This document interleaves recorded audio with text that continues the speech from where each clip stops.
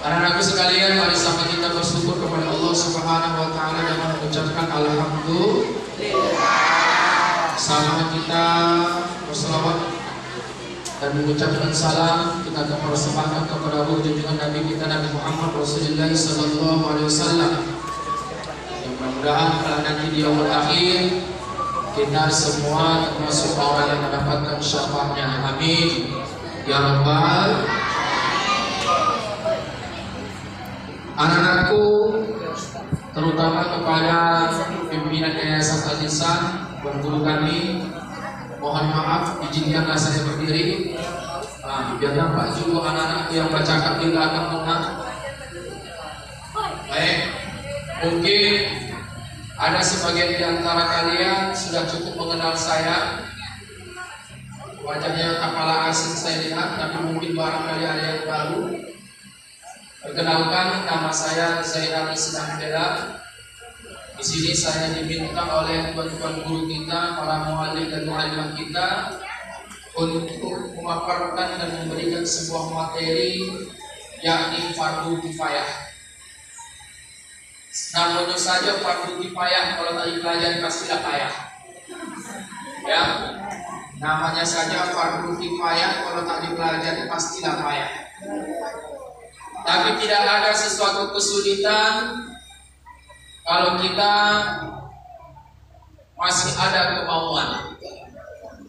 Jadi anak-anakku, sesulit apapun tantangan kehidupan ini termasuk pembelajaran, kalau masih kita punya kemauan yang kuat, kalau bahasa pepatah orang Arab mengatakan manjada wajada, bukan manjada ya, manjada wajada. Siapa yang bersungguh-sungguh pasti akan dapat. Saya beri satu analogi. Ketika kau melintasi sebuah pokok mangga dan kebetulan mangga itu semuanya sudah masak, ada hasad dan niat kamu untuk mengambil pokok mangga itu. Terlepas dari curian atau tidak, itu tidak masalah. Yang ingin saya ambil dari pembelajaran itu adalah ketika kau melihat pokok mangga tersebut, ada niat ingin mengambil pokok buah mangga tadi, ya, ada hasad niat hendak mengambil buah mangga. Begitu ada niat ingin mengambil buah mangga tadi, maka timbul usaha yang akan kau lakukan. Paling tidak secara singkat, kau buka sepatu kau lempar manggut, betul tidak? Ada yang agak sedikit pintar dicari nyogala, atau tongkat yang panjang di juluknya. Atau mungkin secara pintar lagi carinya tanggul, panjatnya pokok. Atau mungkin karena malasnya dia, ditunggunya buah mangga tunggu sendiri. Begitulah bentuk usaha kita kalau hendak mendapatkan buah mangga. Yang manapun usaha itu, semua pasti dapat. Cuma tergantung waktunya. Ada yang cepat, ada yang sedang, ada yang lambat. Begitulah maksud filosofis dari pelajaran kita ini. Tak semua orang begitu disampaikan pembelajaran langsung bin salatin abrakadabra langsung begitu cara memandikan. Tidak, butuh proses. Apalagi kalau dalam proses pembelajaran mendapatkan ilmu itu kita main-main, ya kan? Mustahil. Kita bukan Imam Syafi'i, apalagi anak Wahbi, bukan. Kita anak orang tua kita masing-masing, punya keterbatasan masing-masing. Ada begitu sambil menengok diperhatikan langsung dapat, ada memperhatikan tapi payah dapat, ada pula tak memperhatikan tapi suka dapat. Ya, macam-macamlah tipe manusia dalam belajar. Nah, anakku, saya berharap kepada kalian semua, perhatikanlah apa yang saya sampaikan ini, dengarkanlah apa yang saya ajarkan ini. Insya Allah dengan begitu kamu akan paham apa yang kamu pelajari. Hari ini kita belajar tentang materi fardu kifayah. Dalam Islam kewajiban manusia itu melaksanakan ibadah ada dua. Ada namanya fardu ain, ada namanya fardu kifayah. Kalau fardu ain itu diri kita sendiri harus melakukannya. Tak boleh kewajiban itu dilakukan oleh orang lain. Kewajiban itu harus diri kita sendiri melakukannya, seperti sholat, Tak boleh nebeng aku ya. Kau dulu solatkan aku. Tak boleh. Ya. Apalagi contohnya puasa. Besok masuk puasa Ramadan. Kau wajib puasa ya, tapi ikutkan aku. Dia puasa apa tidak? Tapi kau wajib lepas. Tak begitu. Fardu ain itu kewajiban diri kita sendiri, termasuk mengaji dalam kesempatan ini. Kita belajar baca Quran, itu tak bisa kita nebengkan sama orang, kita titipkan sama orang, tak bisa. Udang-udang hari ini ada pelatihan praktik fardu kifayah. Titip aku ya sama kau. Tak bisa, bro. Tak bisa, bray. Harus kita sendiri. Menuntut ilmu itu kewajiban kita pribadi masing-masing. Kalau anda pandai, kita harus belajar sendiri. Kalau anda tahu, kita harus berusaha sendiri. Tak bisa kita serahkan itu kepada orang lain. Namanya fardu ain. Ada namanya fardu kifayah. Fardu kifayah ini kewajiban berkelompok. Bukan kewajiban pribadi, kewajiban berkelompok. Umpamanya dalam kelompok itu ada 5 orang. Di antara 5 itu ada 1 yang pandai, maka 4 orang lain itu lepas hukumannya dari fardu kifayah tadi. Dalam kelompok itu ada 10 orang, tapi di antara 10 orang itu cuma 2 orang yang pandai, maka yang 8 orang tadi bebas hukuman dari fardu kifayah. Tapi kalau sebaliknya, dalam kelompok itu ada 100 orang, tapi ke 100 orang itu sama sekali tidak ada yang tahu, tidak ada yang pandai, tidak ada yang bisa, maka ke 100-nya mendapat dosa. Tetap dibebankan kewajiban itu, tetap diamanahkan kewajiban itu kepada 100 orang, dan 100 orang tadi wajib menanggung kesalahan itu. Itulah fardu kifayah. Apa contohnya? Ya, salah satu di antara contoh fardu kifayah itu adalah mengurus jenazah. Baru-baru ini kita dapat informasi melalui media sosial, ada sahabat kalian, teman kalian yang mungkin duduk sebangku kalian meninggal dunia ketika dia berenang di ujung sungai Asahan. Ya, kabar-kabarnya itu anak Pancakasa dan hampir kedua dengan kalian itu. Terakhir dapat kabar meninggal dunia. Begitu sosok manusia meninggal dunia dalam Islam ini, maka berlakulah fardu kifayah bagi orang yang hidup. Ada 4 kewajiban manusia yang hidup untuk mengurus manusia yang mati. Dia sudah mati, lepas mati dia. Ya, ada orang meninggal, antara omak kita, antara ayah kita, antara abang kita, antara kakak kita, atau adik kita, atau buat kita, nenek kita.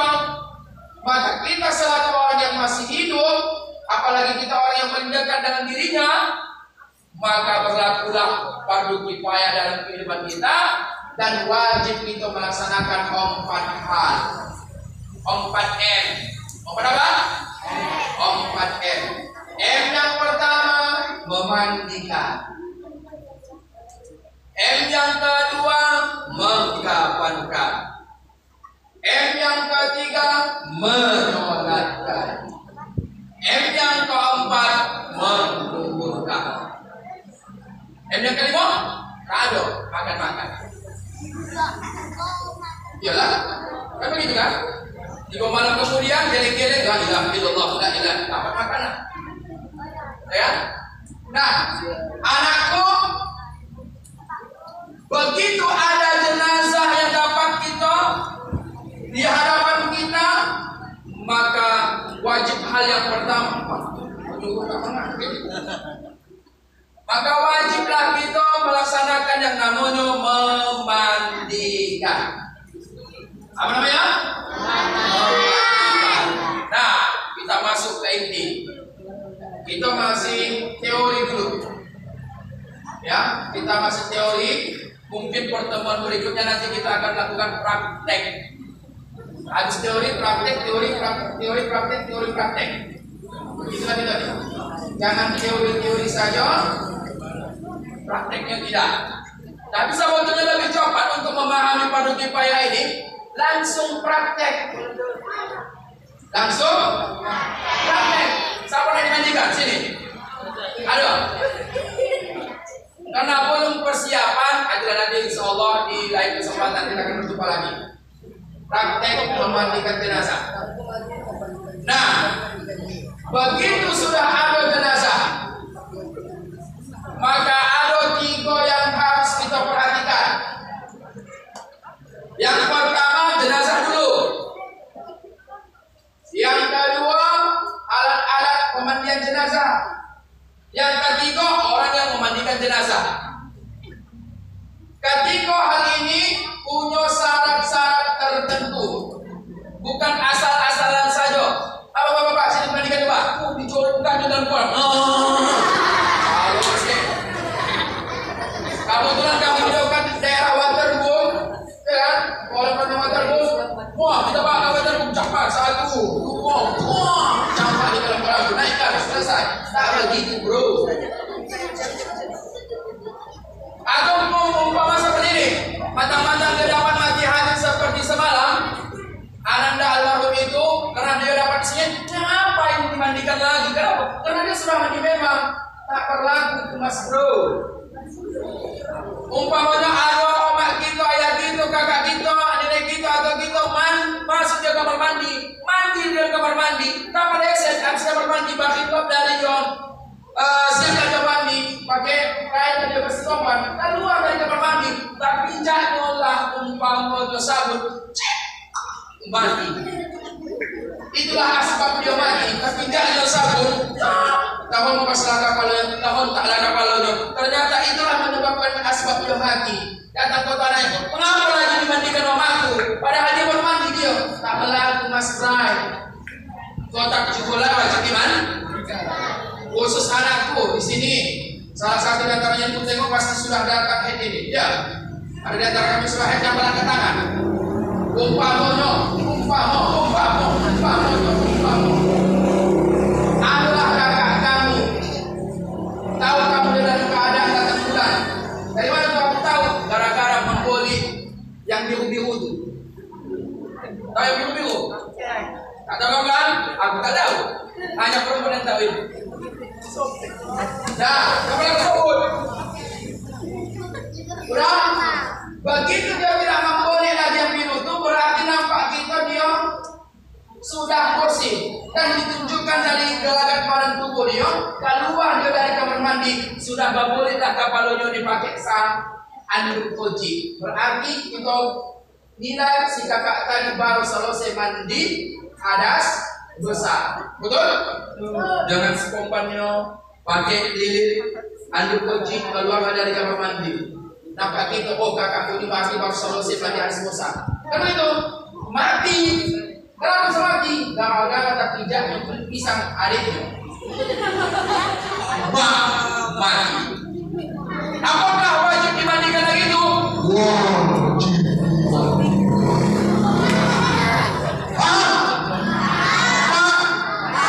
Usahakan aja jauh, usahakan mati di sini saja pun, mati di dalam air pun tetap juga wajib dimandikan. Nah, 3 hal yang harus kita perhatikan. Pertama, mayat dulu. Jangan asal-asal kau memandikan mayat. Perhatikan dulu satu persatu. Apa itu, Ustaz? Yang pertama, pastikan ada mayatnya dulu. Oh iya, tak pula. Kalau tak ada mayat, macam mana memandikan? Betul? Betul? Pastikan ada mayatnya. Walaupun hanya sepotong lengan. Kok bisa? Contoh, pergilah orang itu hari Minggu memancing udang. Dipostingnya lah fotonya dapat udang kilo. Pancing lagi, bukunya sudah disetir wapai orang itu. Disetir gua ya. Rupanya si Reno sama si Rena ini, si Rena dan si Roni ini, yang kedua nih, sedang asik memancing pakai sampan kucing. Tahu memancing udang? Kalau sudah memancing udang perlu ke pelosok. Ternyata di situ ada uap buaya. Tahu apa ya? Uap buaya. Jadi begitulah disenggol buaya sampai di tadi campaklah si Reno. Si Roni juga campak. Tapi si Roni itu coba dia naik ke sampan. Si Reno ini lagi mau mengejar sampan tadi sambil bawa nama. Amo kibo ki Roni. Ayo. Begitu. Akhirnya dapat si Reno lagi tadi. Lele sampan tadi. Mana dia? Datang boy. Utus badannya, tinggallah tangan itu. Pertanyaannya, menurut akal sehat, si Reno itu udah pasti mati atau tidak? Pasti mati. Begitu ditorkam si Kuayo di si Reno ini, ditolak dibawa ke lari. Sudah, yang dapat apa? Tangan. Maka tangan itulah yang wajib dimandikan. Paham? Paham? Kenapa wajib tangan itu dimandikan? Karena si punya tangan tadi sudah pasti matinya. Beda dengan orang yang belum pasti mati. Contoh, ada ayah kita, oma kita, orang kita, kita siapapun itu, mereka penyakit kudo. Tahu penyakit kudo? Orang temas itu. Jadi kalau dokter dia amputasi, dipotonglah itu kakinya itu, dibawalah kakinya atau tangannya. Apakah kaki dan tangan itu wajib dimandikan? Tidak. Kenapa tidak? Karena yang punya tangan atau punya kaki masih hidup. Makanya kalau anak memandikan mayit, pastikan dulu mayitnya mati. Kayu, udah mati kamu. Ya, yang kedua mayatnya harus ada. Yang ketiga yang mayat yang meninggalnya harus Islam. Kalau tak Islam jangan dimandikan. Tak boleh dimandikan. Karena yang wajib dimandikan itu adalah orang yang beragama Islam. Paham? Oke. Kemudian setelah selesai mandi mayat, mayatnya ada Ustaz. Jenazahnya ada, pasti matinya orang Islam pula. Udah? Baik, baru berikutnya perhatikan yang memandikan. Yang memandikan itu harus Islam. Tak boleh tidak Islam. Ini nanti akan Ustaz tanya. Siapa bisa menyebutnya? Ustaz kasih 10.000 tapi ini dari Ustaz. Tapi Ustaz. Dari Ustaz sebelum diminta. Nah, perhatikan yang memandikan. Kalau yang dimandikan itu sudah diperhatikan tadi apa syaratnya? Pertama, ada mayatnya. Yang kedua, pasti matinya. Yang ketiga, yang mati itu adalah orang Islam. Tambah satu lagi, pastikan yang mati itu tidak mati syahid. Syahid apa? Syahid fisabilillah. Orang yang syahid fisabilillah itu tak boleh dimandikan. Contohnya di mana? Di Palestina sana. Makanya yang di Palestina sana itu orang-orangnya yang mati itu tak boleh lagi dimandikan. Kenapa? Karena mereka mati syahid. Tapi kalau mati syahid wajib dimandikan. Jadi apa dia? Ingat, nanti kalau bapak tanya nanti apa syarat bagi jenazah yang dimandikan? Pertama ada mayat. Yang kedua pasti matinya. Yang ketiga beragama Islam. Yang keempat tidak mati syahid. Kalau mati syahid tidak boleh dimandikan. Ini yang keempat nih. Dah. Sekarang masuk kepada kita yang memandikan. Kita yang memandikan nih. Adakah syaratnya? Ada. Apa syarat yang pertama? Harus Islam dulu. Islam dulu. Kalau tak Islam jangan mandikan. Yang kedua harus balik. Balik itu pembatas antara usia anak-anak menuju remaja. Balik itu adalah kewajiban yang telah ditetapkan oleh agama untuk melaksanakan syariat Islam. Balik. Yang ketiga berakal. Artinya jangan orang gila memandikan. Soalnya orang gila memandikan bahaya. Tahulah kau. Ya, syarat yang pertama yang memandikan Islam. Yang kedua balik. Yang ketiga berakal.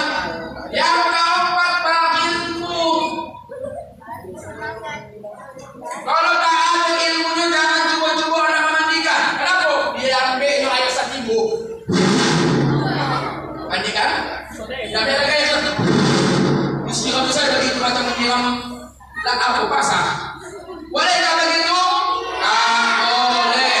Harus punya ilmu. Makanya kami dikumpulkan hari ini untuk belajar agar kami bisa punya ilmu. Nah, yang berapa tadi? Islam, balik, menghalalkan, berilmu. Yang kelima, wajib bagi orang yang memandikan itu harus berani. Mana main? Kenapa? Karena yang maju itu waktu maju itu menakutkan. Waktunya untuk berlalu. Tahulah, malaikat Israel itu telah mencabut mata biji mata naik ke atas, mulut tak kakak. Begitu nak dia mandikan, ditengok kapan? Tak makanya dia udah jangan mandikan. Tak boleh. Harus berani. Di samping dia Islam, di samping dia balik, di samping dia berakal, di samping dia punya ilmu, di samping itu juga dia harus berani.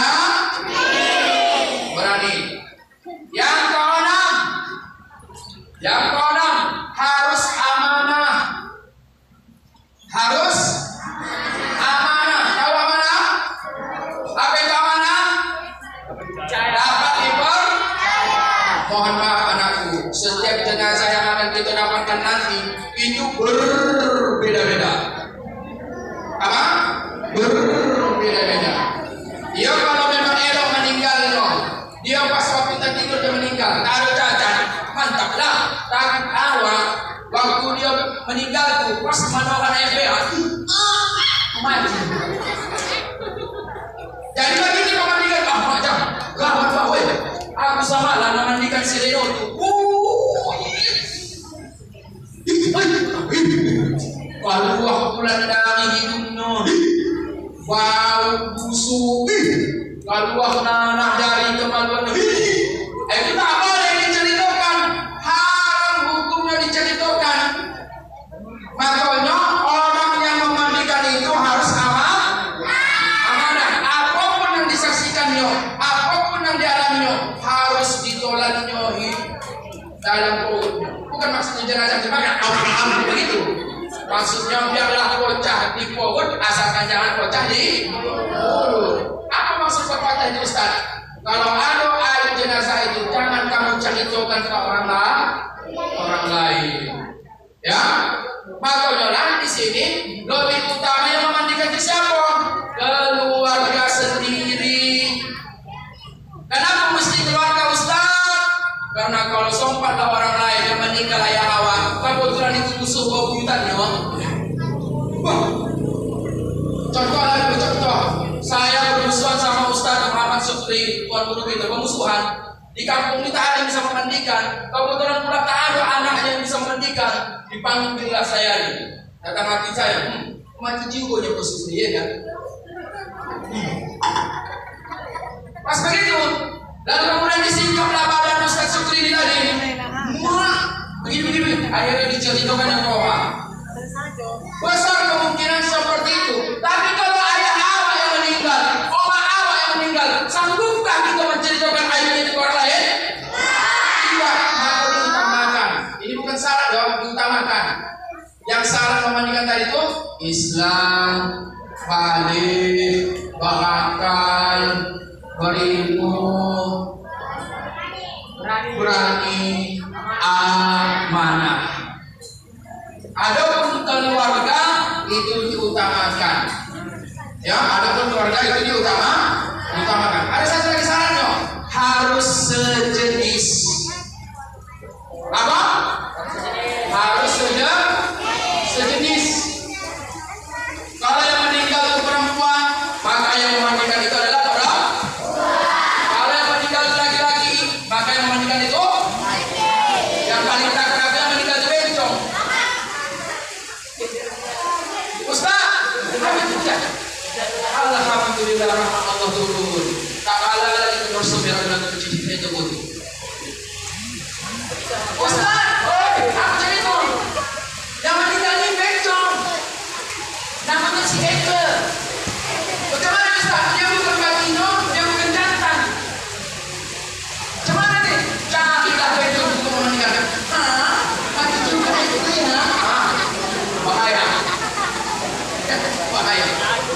Nauzubillah. Baik. Udah anakku. Saya lagi. Syarat bagi orang yang memandikan. Islam,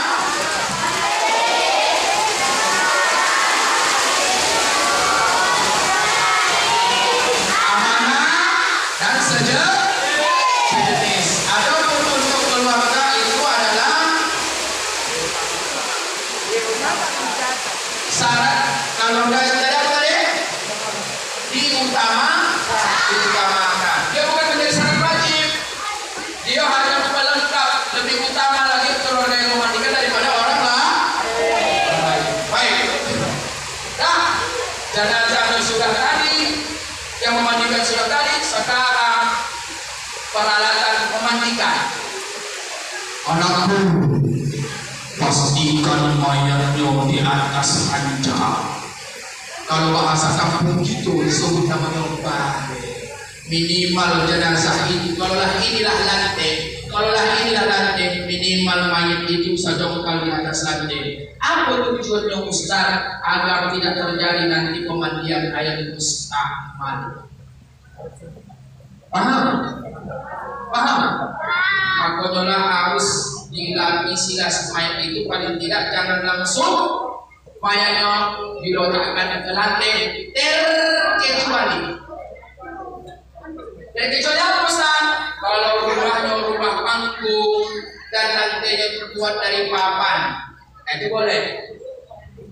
Tapi kalau rumah kita macam begini, lantai langsung keramik, langsung cocok ke tanah, maka kau harus letakkanlah mayat itu di atas ranjang, di atas balik. Tujuannya apa? Biar jangan nanti air itu pemandian langsung pondok untuk sih mayat, biar jangan pondok bongkas di bawah itu. Itu tujuannya. Itu yang pertama. Pastikan yang pertama itu ada ranjang. Yang kedua, pastikan tempat pemandian itu agak lapang. Minimal 3 x 3 meter, 3 lebar, 3 panjang. Contoh, ini ukurannya berapa? Hampir 3,5 meter. Pakai di sini itu. Nah, barang sini yang 4 meter ini. Sudah segak? 4 meter. Jadi dari sini ke sini, sana. Udah bisa lah kita memandikan. Pas selebar kamar tempat tidur gitu. Carilah tempat pemandian itu, pastikan lebarnya pas macam selebar kamar tidur gitu. 3 x 3. Jangan kau cari pas macam selebar kamar mandi WC. Kenapa? Sempit. Apalagi kalau yang meninggal itu banyak, panjangnya 170 cm. Bulan 2 kali lipat dari tuan guru kita. Bobotnya saja hampir 180 kilo. Dimandikan dalam kamar mandi. Dalam kamar mandi itu lebarnya 1,5 meter kali 2 meter. Oh, tidak bawa payah. Maka carilah tempat yang lapang, minimal 3 x 3 meter. Apa syarat yang pertama tadi? Apa? Salah. Ini syarat peralatan pemandian. Apa syarat pertama tadi? Pakai ranjang atau pakai balik. Jangan letakkan mayat itu di atas lantai. Ya. Yang kedua, syarat kedua apa? Tempat memandikan itu haruslah minimal 3 x 3 meter. Syarat yang ketiga. Habis ini pulang lagi tuh. Kamu cari lagi. Karena habis ini dia udah praktekkan. Apa yang dipraktekkan? Mayat yang minta adon, pengalaman yang minta adon. Maka nanti kita akan jumpa di tahun yang akan datang. Biasa. Syarat yang ketiga, selain ranjang tempat tinggi mayat tadi, tempat pemandian harus lebar. Yang ketiga harus tertutup. Tak boleh orang lain menengok kecuali nanti orang-orang yang memandikan. Paham? Seperti kamar. Kalau bisa seperti kamar, ada pintunya. Jangan orang memandang memandikan. Kenapa? Takut nanti ditinjau aku. Oh mahal. Oh ya.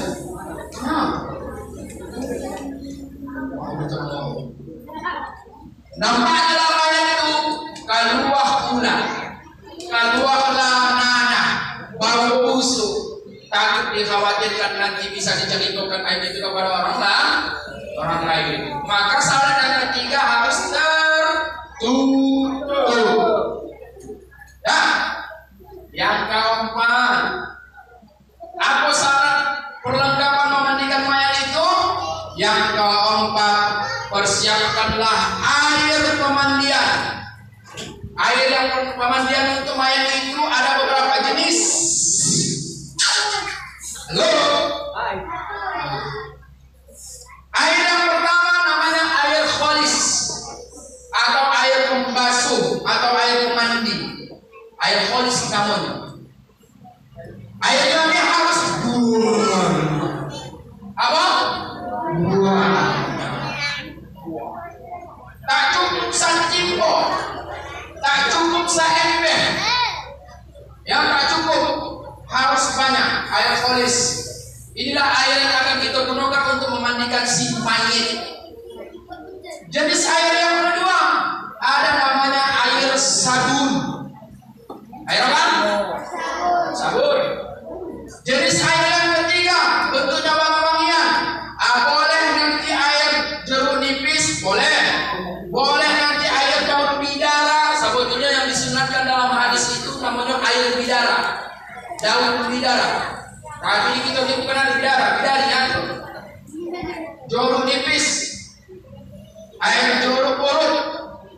Itu yang ketiga. Tujuannya nanti untuk mewangikan si mayit. Air yang keempat namanya air campur barus. Air apa? Campur barus. Tujuannya nanti untuk biar tak lama nanti hancurnya tubuh si mayit. Setidak-tidaknya biar jangan didatangi ulat langsung dia.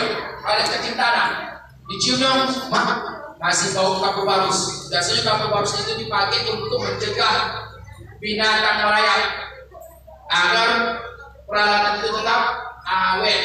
Begitu juga kenapa harus dimandikan pakai campur barus? Tujuannya untuk mencegah, memperlambat mayat ini dimakan cacing tanah. Itu tujuannya. Yang kelima, sediakan namanya air wudhu. Apa? Air wudhu. Saya ulangi. Air kholis, air sabun, air campur air jeruk nipis, air campur barus, dan air wudhu. Itu yang sudah lengkap. Lanjut. Apalagi perlengkapan syarat untuk memandikan? Air sudah, tempatnya sudah luas, tertutup pula. Baru kemudian mayat itu letakkan di atas ranjang, sehingga dia tidak diletakkan di atas lantai. Apa syarat berikutnya? Pastikan di situ ada kain pelapis. Kain pelapis yang digunakan untuk menjadi pelapis mandinya. Dan biasanya kain ini diambil dari potongan kain kafan. Ya, biasanya diambil dari kain kafan.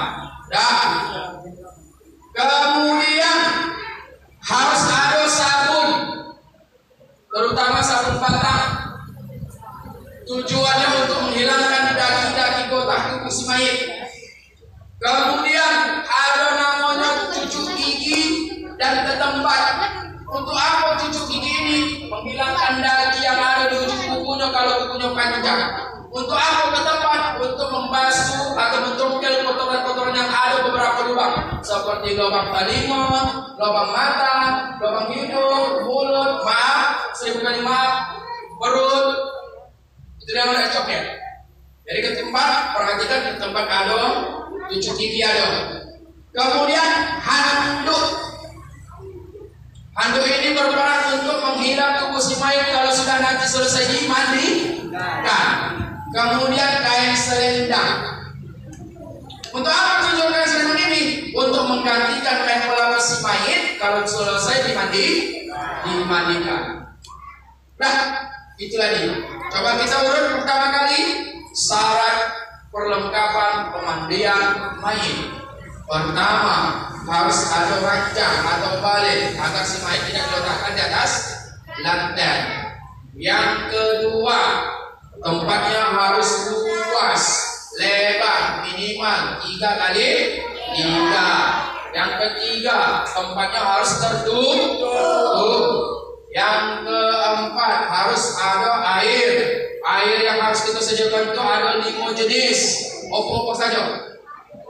Air halis, sabun, sabun nipis, sabun halus, air dulu. Nah, kemudian sediakan kain pelapis mandi. Itu biasanya diambil dari kain kapan, potongan kain kapan.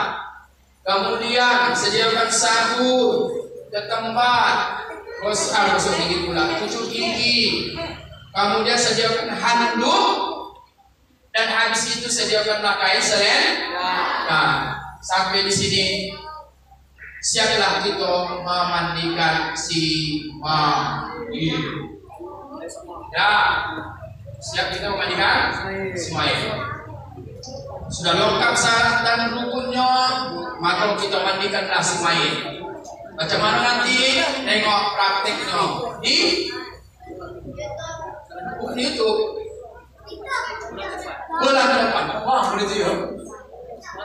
Sabar sekali. Sempat berhubung lagi. Ya Allah. Oke, kita berhayal dan berandai-andai.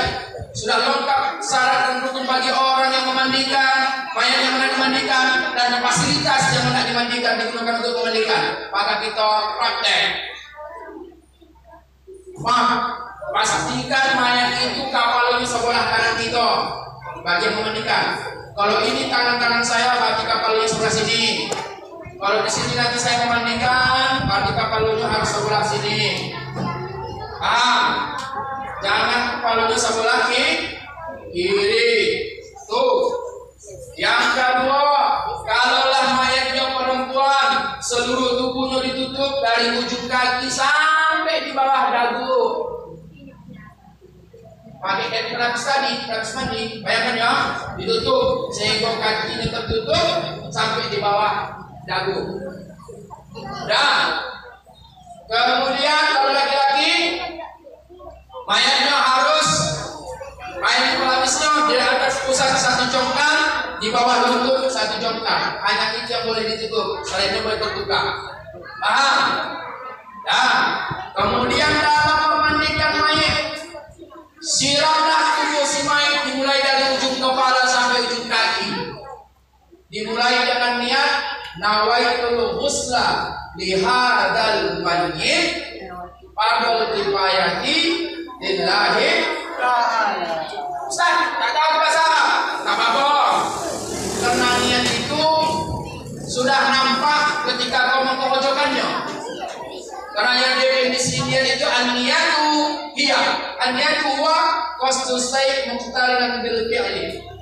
Niat itu adalah sesuatu yang kau sengaja seiringan dengan apa yang kau perbuat. Contoh, ini niat saya ini, kalau tak percaya, ini niat saya ini, kalau tak percaya kau. Kalau kita godas, itulah. Ini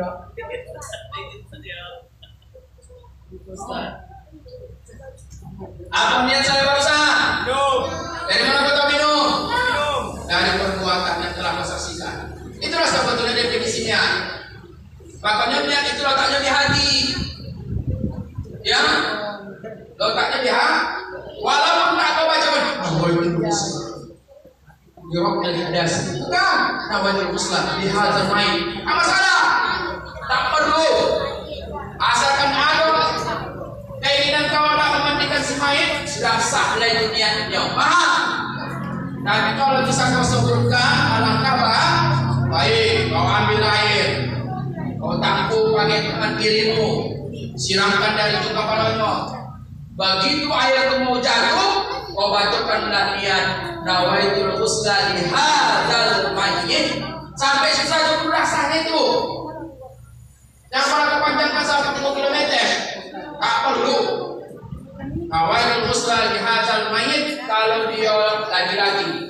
Kalau perempuan dihazihil mayitati. Ya sayangnya papan tulis kita masih tertutup di sini. Nanti kita tuliskan. Dah, siramlah.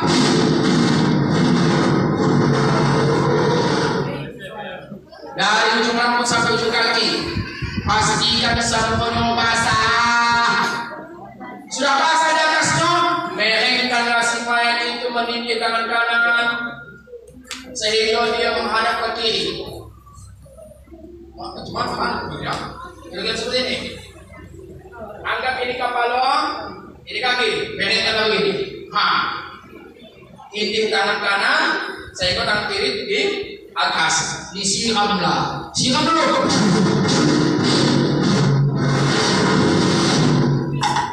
Selesai. Dah? Udah rasa-rasa kamu nampak mayat ini sudah diadili ayat. Beringkan balik, taruh tangan, siram lagi. Taruh tangan dia dari kanan tadi, taruh tangan dulu, siram dulu. Jadi begitu. Dah, beringkan pula ke kiri, jangan tindih tangan kiri. Tangan kirinya di bawah, tangan kanan dia. Beringkan ke kanan kiri. Siram lagi. Siram. Baru dong tangan dibalik, siram lagi. Sudah semuanya tersiram, mohon maaf. Sampai di situ sebetulnya proses pemandian jenazah sudah selesai.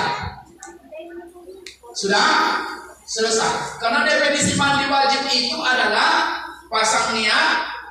Rukun mandi wajib itu adalah pasang niat, mengalirkan air ke seluruh tubuh dan mengangkat najis. Tapi karena kita tidak sempurna, maka dikasihlah sabun. Disabuni kepalanya, disabuni badannya, disabuni. Satu hal lagi, sunnah yang paling afdal adalah ketika Anda memandikan si mayit, tangan yang memandikan itu tak boleh dia tangan telanjang. Tak boleh dia tangan telanjang. Kalau ini saya mengambil dari pendapat mazhab Hambali. Ya, kalau Syafi'i boleh, tapi kalau Hambali tidak. Harus pakai sarung tangan, walaupun itu omah atau ayah kita. Kenapa? Pertama, tidak bersentuhan kulit kita dengan kulit si mayat tadi. Yang kedua, berperan sebagai penggosok badan. Makanya yang dicari nanti adalah sarung tangan kain, bukan sarung tangan plastik untuk mencok semen, tidak. Sarung tangan kain berperan sebagai alat menggosok, dan yang kedua mencegah tangan kita, tubuh kita bersentuhan langsung kepada tubuh si mayit. Itu tujuannya. Sabun lagi sabun. Sampailah sabunnya dari ujung rambut sampai ujung kaki, tangan semua basah sabun. Habis itu disiramlah pakai air kholis tadi. Siram. Pastikanlah hilang bekas sabun dari apa yang dicuci. Kalau sudah hilang air sabunnya, maka balikkanlah tubuh si mayit balik ke kanan, tindih tangan kanan. Siram dulu. Kenapa? Untuk memastikan menghilangkan air sabun. Setelah hilang air sabunnya, pakai sabun lagi. Begitu itu, seterusnya. Setelah sabunnya disabun, siram lagi, hilangkan sabunnya, tolongkan lagi, siram lagi. Kenapa harus disiram lagi? Bisa saja nanti bekas sabun itu melekat di sebelah tubuh kanan. Habis itu balikkan lagi. Begitulah seterusnya sampai setelah semua itu selesai, barulah masuk kita tahap yang kedua dalam memandikan itu. Bersihkanlah kemaluannya. Membersihkan kemaluan yang dimasukkan adalah tangan kiri. Honggangkan kakinya, disungkit itu maaf lubang kuburnya pakai agak sedikit berbunyi. Digeret sampai tangan kita tuh terhindar dari 3 jenis kriteria najis. Kriteria najis itu apa? Hilang bau, hilang warna, hilang rasa.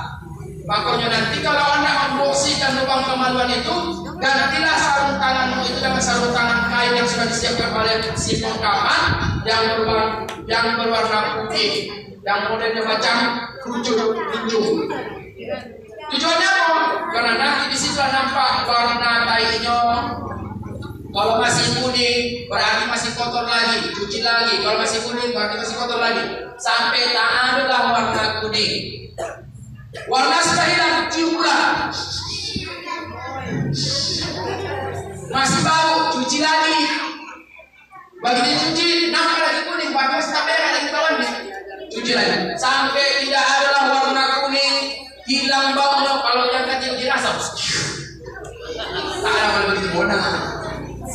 Kalau begitu bodoh, cukup kau tengok, sama nohe, kawan-kawan yang menikah, kamu tengok, sarung tangan yang dipakai ini, tak ada lagi warna kuning, dicium, kok sabunnya, udah, berarti sudah selesai lah, mensucikan kemaluan dari najis, siram lagi, siram, selesai, masuklah fase yang selanjutnya, ambillah tadi cucuk gigi dan ketempat. Ketempat itu nanti digunakan untuk mencungkil taliwannya, cucuk gigi mencungkil daki-daki kukunya. Sudah nanti bagaimana nanti prakteknya nanti satu akan datang. Dan kemudian setelah itu siram lagi. Baru masuk kita fase yang ketiga. Fase selanjutnya siramlah tubuh si mayit menggunakan air sabun. Tapi jangan lupa diiringi dengan air kholis. Hanya air sabun saja diiringi dengan air kholis. Yang kedua air jeruk nipis dan kabel barus tak perlu pakai air kholis. Habis itu wudukkanlah si mayit. Wudukkanlah si mayit dengan menggunakan air wuduk yang sudah disediakan. Setelah diwudukkan maka digantilah kain pelapis tadi dengan kain selendang. Bila telah pada dengan kain selendang, karena kain selendang tidak seperti anduk dan esok itu orang, maka digantilah kain selendang ini dengan anduk. Anduk tadilah menghilang bumbunya sehingga habislah air dalam tubuhnya itu karena anduk. Lalu diganti lagi anduk ini dengan kain selendang. Setelah itu diangkatlah si mayat ke tempat pemakaman. Habis. Alhamdulillah. Secara teori sudah selesai. Macam mana nanti prakteknya? Nanti. Oke? Anak-anakku, sampai di sini mungkin materi yang bisa Bapak sampaikan mudah-mudahan ada manfaatnya.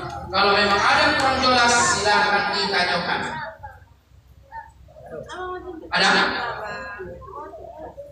Ada atau tidak? Ada. Tak ada. Ada? Ada. Oke, kalau ada yang bertanya, aku yang bertanya. Hadiahnya ini, tak jadi duit. Berapa baik? 1, 2, 3, 4. 4. Berarti 4 pertanyaan. Kalau mau nak ambil, tak mau nak ambil. Kalau bantu mualim-mualim kami, sampai paham. Ini jangan tunjuk tangannya langsung berdiri. Saya Malik, saya Pak, saya Ustaz, saya Om, saya Tante. Terserah. Yang penting berdiri sama jawab. Berarti ada 4 kue. Yang 4 kue. Ayo 4 kue.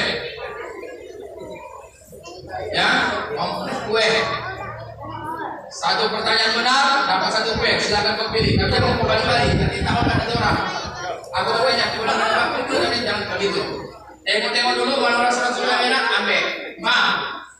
Pertanyaan pertama.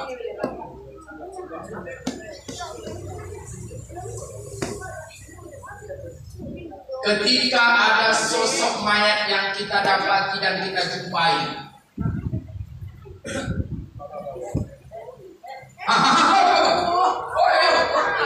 apa sih? Allah, berani. Siapa? Allah. Udah. Iklannya udah.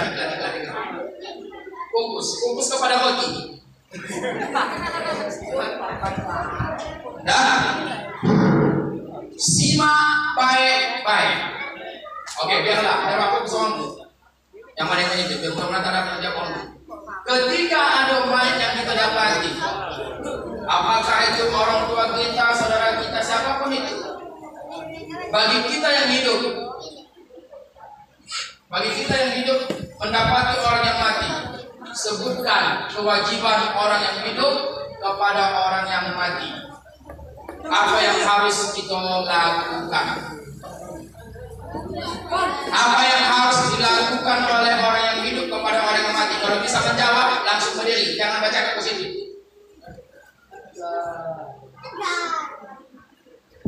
Apa? Silakan berdiri. Apa yang harus dilakukan orang yang hidup kepada orang yang mati? Sebutkan apa yang harus dilakukan oleh orang yang hidup kepada orang yang mati.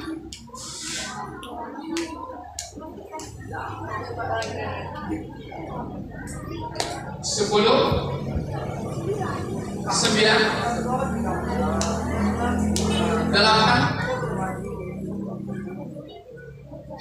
7, 6, 5, 4, 3. Apa? Mandikan aja. Salah. Oke? Ada mayit di hadapan kita. Kita yang hidup, apa yang harus kita lakukan kepada si mayit? Sebutkan kewajiban yang harus dilakukan oleh orang yang hidup kepada si mayit.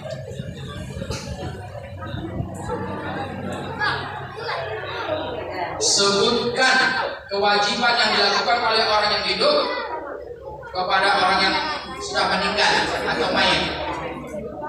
10, 9, 8. Saya kasih cluenya. Sebutkan 4 kewajiban bagi si mayit. Bagi si mayit.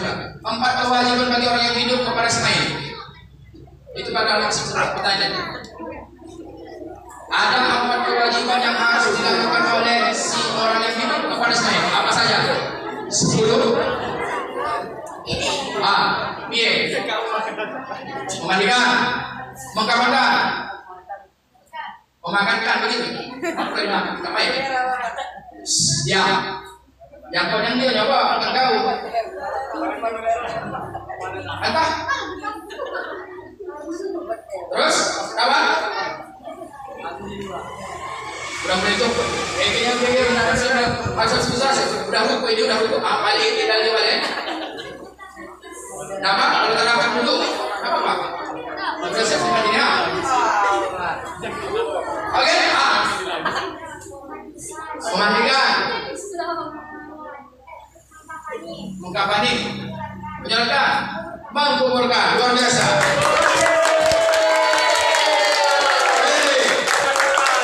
Oke. Dalam memandikan mayat ada 3 hal yang perlu kita perhatikan, yakni memperhatikan si mayat, memperhatikan orang yang memandikan mayat, dan memperhatikan peralatan-peralatan untuk memandikan mayat. Pertanyaannya, sebutkan syarat bagi si mayat yang perlu kita mandikan. Sebutkan syarat-syarat bagi si mayat yang perlu kita mandikan.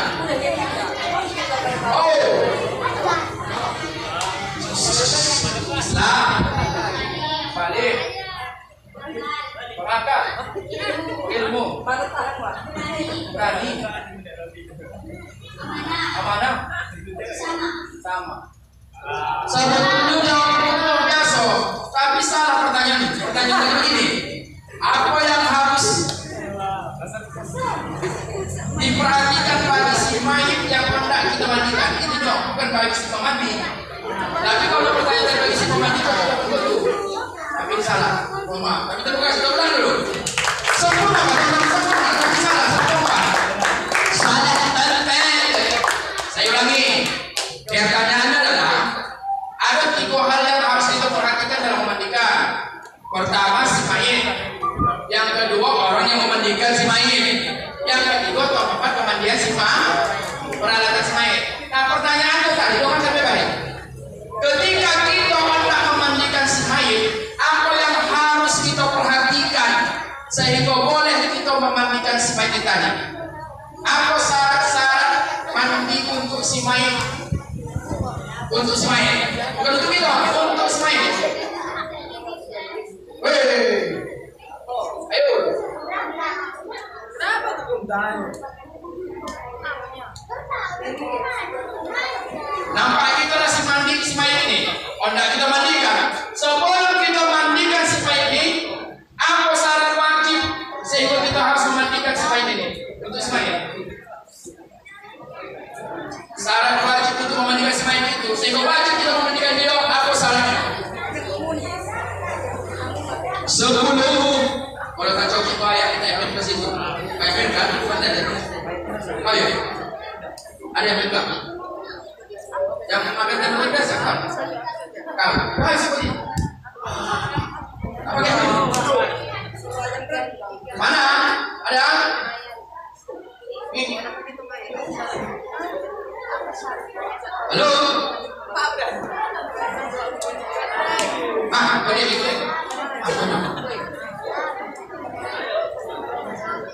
Jangan tunjuk-tunjuk. 10, 9,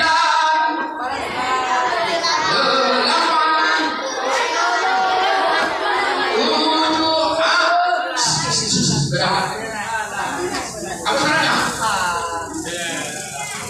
Ada Islam. Tidak mati sahih. Jenazahnya ada Islam tidak mati sahih. 2 lagi.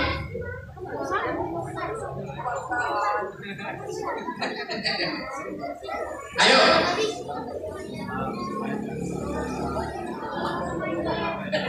Katanya. Pasti. Jenazahnya ada tidak mati sahih, ya? Pasti mati. Islam. Pas jawaban. Ambil ini. Pilih kan? Oke. Tinggal dua pertanyaan lagi. Dalam memandikan mayit,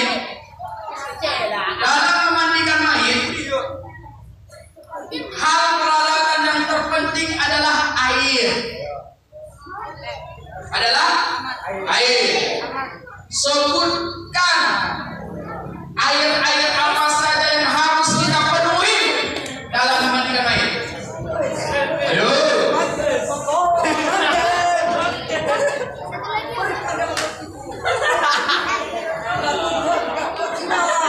Sebutkan air apa saja? Air polis, air sabun, air cuci piring, cuci nipis,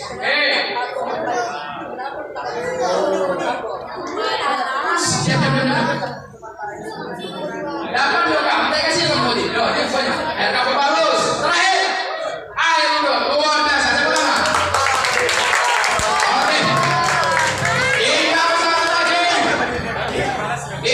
satu lagi, nggak boleh. Oke, mana yang lebih baik, yang memandikan ini orang lain atau keluarganya sendiri? Kalau yang meninggal ini adalah keluarganya sendiri, mana yang lebih baik memandikan mayat ini? Kalau yang memandikan ini adalah betul sekali.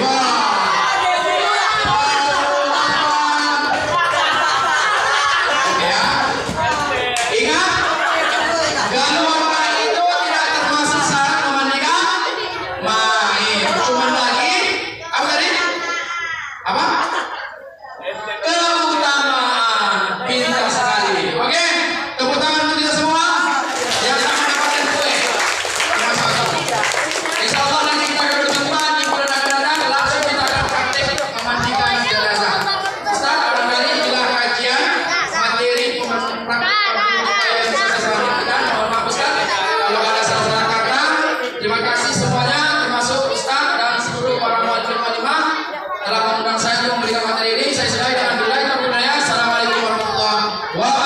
wabarakatuh.